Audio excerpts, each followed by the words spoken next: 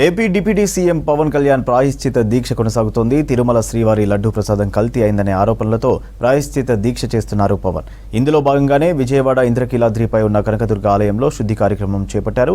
ఆలయం దగ్గర మెట్లను క్లీన్ చేశారు పవన్. తర్వాత మెట్లకు పసుపు రాసి కుంకుమ బొట్లు పెట్టారు. వేద పండితుల మంత్రోచ్చరణల మధ్య కార్యక్రమం జరిగింది.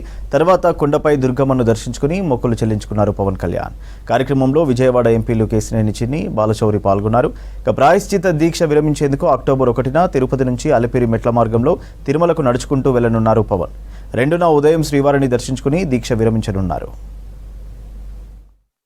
హెచ్చింపబడినని చెప్పి బైబుల్ సూక్తిని ప్రతిసారి కోట్ చేస్తానే తరాలు నాశనం అయిపోతాయి. మీ మౌనం మంచిది కాదు. ఇది ఒక వెంకటేశ్వరుడికి జరిగింది కాదు. భగవంతుడికి నిరాకారుడు, ఆయనకి ఇవేం పట్టవు. మనం నమ్ముకొని ఆయనకి వెళ్తున్నాం. అది మనకి బాధ్యత. ఇది ఇంకా ప్రతి ఒక్కరు దీన్ని గుర్తుపెట్టుకోండి. చేతులెత్తి వేడుకుంటున్నాను.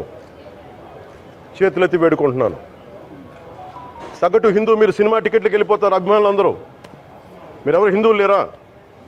సినిమా టికెట్ల కోసం respect you. It's not just Prakash Raj garu. All the people who thinks in the name of secularism you going haywire. Let me tell you guys, we are extremely hurt. Don't make a mockery out of our sentiments. We are deeply hurt. It's not fun for you. Maybe it might be fun for you. It is not fun for us. It's a deep anguish, deep pain. Don't you ever forget. Before you come and think 100 times and talk about Sanatana Dharma. Enough of this. చాలు. ఇష్టానికి మాట్లాడుతూ ఉన్నారు సనాతన ధర్మం మీద. అయ్యప్ప స్వామి మీద మాట్లాడతారు, సరస్వతి దేవి మీద మాట్లాడతారు. అల్లా మీద మీరు మాట్లాడగలరా? మహమ్మద్ ప్రవక్త మీద మీరు మాట్లాడగలరా? జీసస్ మీద మీరు మాట్లాడగలరా? అందరూ కూర్చొని సనాతన ధర్మం మీద, వినాయకుడి మీద జోకులు వేస్తారు, దుర్గాదేవి మీద జోక్స్ వేస్తారు, సరస్వతి దేవి మీద జోక్స్ వేస్తారు. మా మనోభావాలు గాయపడవా? మాకు బాధ ఉండదా? అందుకే నేను ప్రతిపాదించింది ఏంటంటే ప్రతి దానికి రావలేకపోతున్నాం. సనాతన ధర్మ రక్షణ board is order of the day. ప్రతిసారి కూర్చోబెట్టి మేము డిఫెండ్ చేసుకోలేం. ఇది ప్రతి సగటు హిందువు తాలూకు ధర్మం. ఇదే ఇస్లాం మీద దాడి జరిగితే ఎంతమంది బయటకు వస్తారు? ఎంతమంది నిరసన తెలియజేస్తారు? రోడ్ల మీదకి రమ్మని చెప్పట్లా. కనీసం మీకు కోపం కూడా రాకపోతే మేము ఏం చేస్తాం? గుడికి వెళ్ళే ప్రతి హిందువు బాధ్యత కాదా ఇది? నా ఒక్కరి బాధ్యతైనా, మా బాధ్యతైనా మీది కాదా? ధర్మాన్ని మీరు పరిరక్షించడానికి మీ బాధ్యత కాదా? ఈయన పొన్నవోలు సుధాకర్ రెడ్డి గారు మాట్లాడేది, పంది కొవ్వు చాలా ఖరీదైంది, ఆ కొవ్వు లడ్డు నెయ్యితో ఎలా కలుపుతారు? నెయ్యి 300 రూపాయలు ఉంటే పంది కొవ్వు 1200 రూపాయలు. బంగారంతో రాగి కలుపుతారా? ఇత్తడిలో పుత్తడి కలపరు. చెంబు తయారులో ఎవరైనా బంగారం కలుపుతారా? మదం ఎక్కిన మాటలు పొన్నవోలు సుధాకర్ రెడ్డి గారు. మదం ఎక్కి వస్తే ఇట్లాంటి మాటలే వస్తాయి. మీరు నా మీద కోర్టులో కేసులు వేసుకుంటారో ఏమి చేసుకుంటారో చెప్తా. మీరు ఏజీపీలు కదా, మీ దగ్గర వేల కోట్ల డబ్బులు ఉన్నాయి కదా, వేసుకోండి కోర్టులో. చెప్పండి.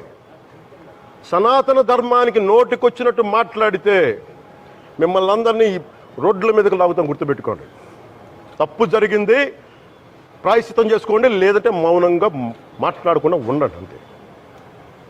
మా మనోభావాలు ఇంకా రెచ్చగొట్టేలా మాట్లాడొద్దు. భూమన కరుణాకర్ రెడ్డి గారు మాట్లాడతాను నేను వెళ్ళి హై డ్రామా. రాజకీయ మనసు ఉన్న వాళ్ళు అత్యంత దారుణంగా ప్రవర్తిస్తున్నారండి. లడ్డు కలుషితమైంది అంటున్నారు. కల్తీ నెయ్యితో తప్పు చేసి ఉంటే సర్వనాశనం అయిపోతాం, రక్తం కక్కుని చచ్చిపోతాం. మీ నాశనం మొదలైంది. రెండోది అది భగవంతుడికి వదిలేస్తున్నాను. వైవి సుబ్బారెడ్డి గారు విచారణకి రావాలంటే రికార్డులు ఆయనకి ఇవ్వాలంట. మీరు ప్రభుత్వంలో రికార్డులు మాకు ఇచ్చారా? మాకు ఏం మాట్లాడుతున్నారు మీరు? మీరు కూడా విచారణకి సిద్ధంగా అండి. అసలు ఈవో ధర్మారెడ్డి గారు, ఆ మనిషి గాయబ్. ఈ రోజు దాకా లేడు ఆయన. ఈ రోజు దాకా మళ్ళీ కనిపించలా. ధర్మారెడ్డి గారు, నేను మిమ్మల్ని చూశాను ఆ రోజున. నేను దర్శనానికి వచ్చినప్పుడు మీరు అందరూ ఎలా ప్రవర్తించారో నాకు తెలుసు. నేను చూశా. తిరుమలని ఇష్టారాజ్యంగా చేశారు. అది వ్యాపార కేంద్రంగా చేశారు. ఆధ్యాత్మిక కేంద్రం నుంచి పర్యాటక కేంద్రంగా చేశారు అది. ఇదే మీరు మక్కాకి వెళ్తే ఇలాగే ప్రవర్తిస్తారా? మీరు ఒకసారి మక్కాను చూసి నేర్చుకోండి. ఇస్లాంని పాటించే ప్రతి ముస్లిం ఎంత పవిత్రంగా పాటిస్తాడో చూడండి. అక్కడ అథారిటీస్ని అడగండి. ఒక చిన్నపాటి మస్జిద్కి వెళ్తే ఎంత పవిత్రంగా చూసుకుంటారో చూడండి. ధర్మారెడ్డి గారు, మీరు హిందువులా? మీ ఇష్టానికి మీరు చేసేసుకుంటారా? మీ బిడ్డ చనిపోయాడు, చనిపోయిన కనీసం 11 రోజులు లోపలికి రాకూడదండి, ఈ లోపల వచ్చేస్తారా మీరు? మేము మర్చిపోయి